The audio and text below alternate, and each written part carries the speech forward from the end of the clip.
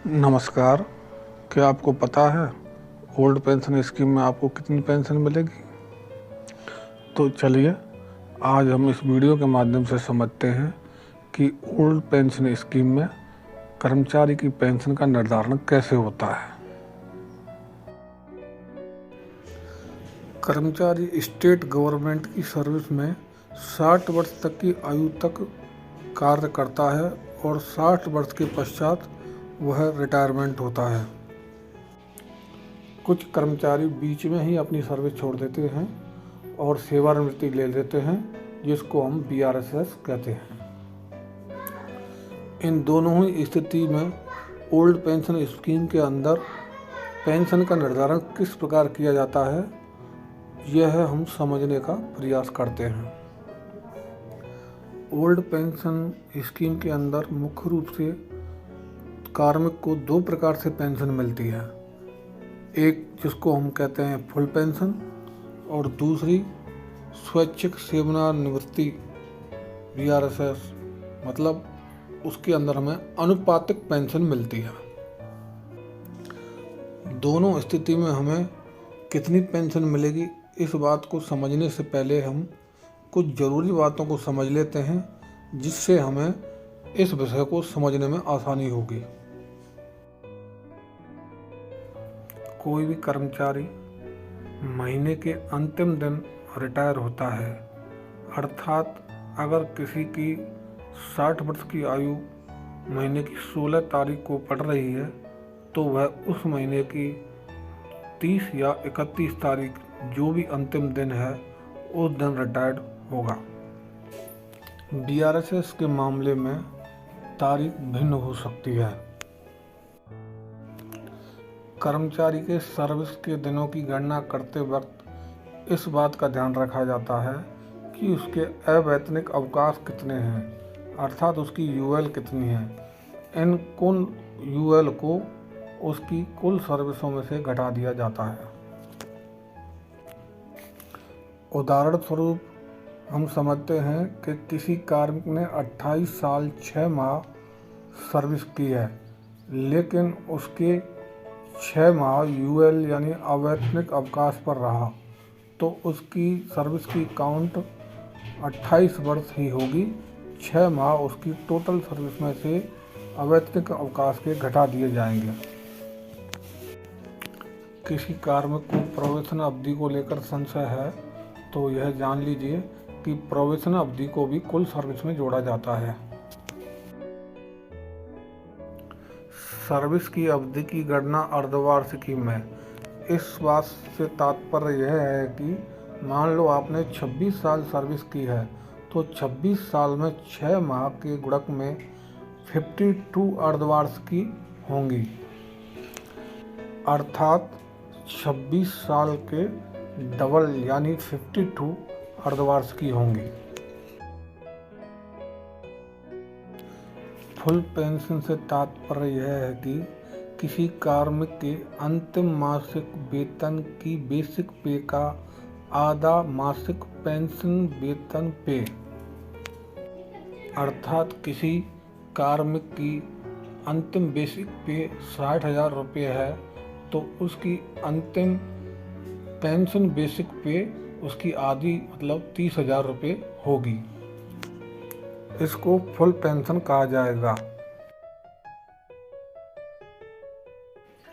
अनुपातिक पेंशन से तात्पर्य यह है कि अगर किसी कार्मिक ने 20 साल सर्विस की है तो उसे 20 साल के अनुपात में, और अगर किसी ने 24 साल सर्विस की है तो उसे 24 साल के अनुपात में पेंशन मिलेगी। तत्कालीन डीए रेट से तात्पर्य यह है कि उस समय जब कार्मिक रिटायर हो रहा हो तो जितना डीए रेट चल रहा हो उसको उसकी जितनी बेसिक पे पेंशन बनेगी उसका प्रतिशत में डीए रेट मिलेगा। कम्यूटेशन से तात्पर्य है कि अपनी पेंशन के बेसिक पे की 40% तक बिक्री, इसे एक निश्चित समय तक लिया जाता है और आपने जितना प्रतिशत अपनी पेंशन के बेसिक पे का लिया है उतना आपकी बेसिक पे से यह घटा दिया जाता है। कम्यूटेशन पेंशन के लाभों में मिलने वाला एक विस्तृत विषय है, जिस पर एक अलग से वीडियो लाया जाएगा, जिसमें आप इसको अच्छी तरह से समझ पाएंगे। इन सभी बुनियादी बातों को समझने के बाद ओल्ड पेंशन स्कीम में कार्मिक की पेंशन का निर्धारण किस प्रकार किया जाता है, यह हम समझने का प्रयास करते हैं। सबसे पहले हम फुल पेंशन के बारे में समझते हैं। फुल पेंशन से तात्पर्य अंतिम बेसिक पे का आधा बेसिक पे से है। यह सभी को नहीं मिलती जिसने 28 वर्ष की सेवा पूर्ण कर ली हो। पहले यह 33 वर्ष थी, लेकिन 7वें वेतन आयोग ने इसे घटाकर 28 वर्ष कर दिया है। अब 28 वर्ष की सेवा पूर्ण करने वाला कार्मिक फुल पेंशन का हकदार हो जाता है। अब हम एक एग्जाम्पल से समझते हैं कि ऐसा कार्मिक जिसने 29 वर्ष की सेवा पूर्ण कर ली हो और उसका अंतिम बेसिक पे 70,000 रुपये हो, तो उसकी पेंशन कितनी बनेगी। इसको हम एक सूत्र के माध्यम से समझते हैं।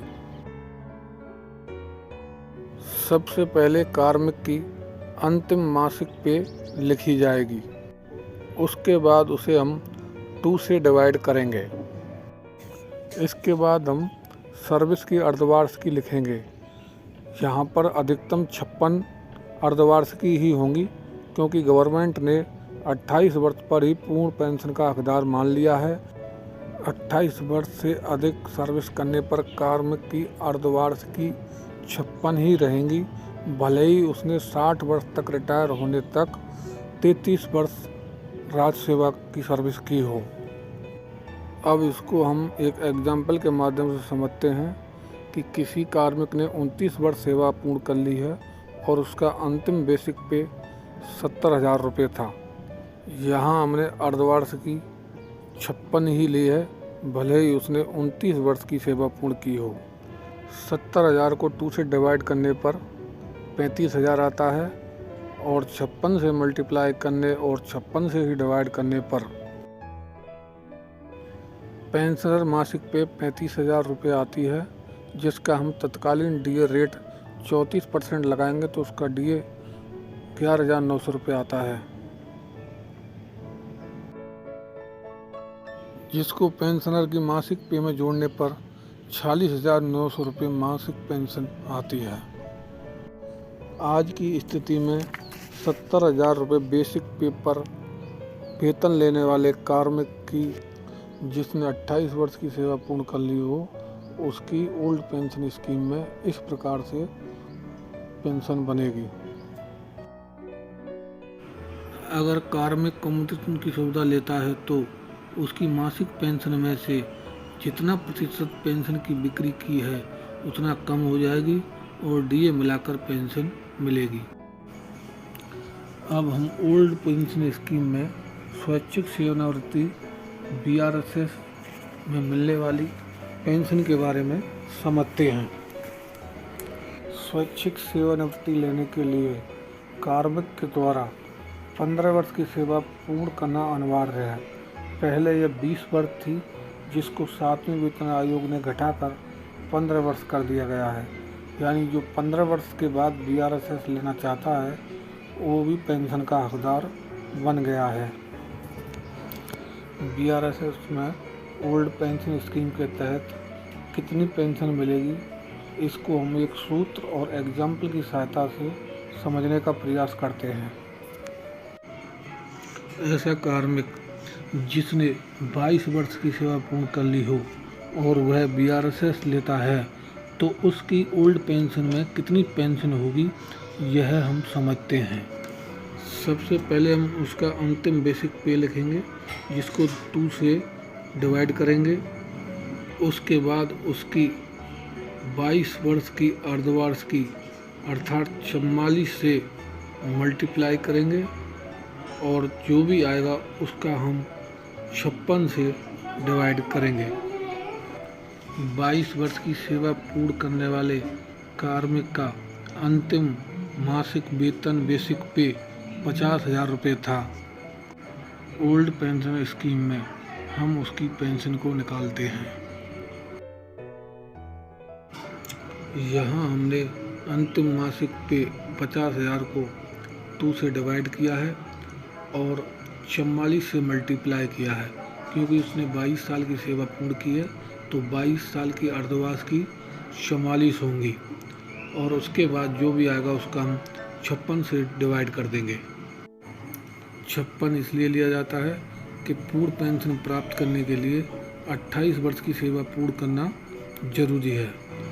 50,000 को 2 से डिवाइड करने के बाद 25,000 आता है, जिसको 44,000 से मल्टीप्लाई करने के बाद 11 लाख आता है, जिसको 56 से डिवाइड करने के बाद 19,643 रुपये आता है। यह कर्मचारी का मासिक बेसिक पे पेंशन का बनता है, जिसको इस पर तत्कालीन डीए रेट 34% और मिलेगी।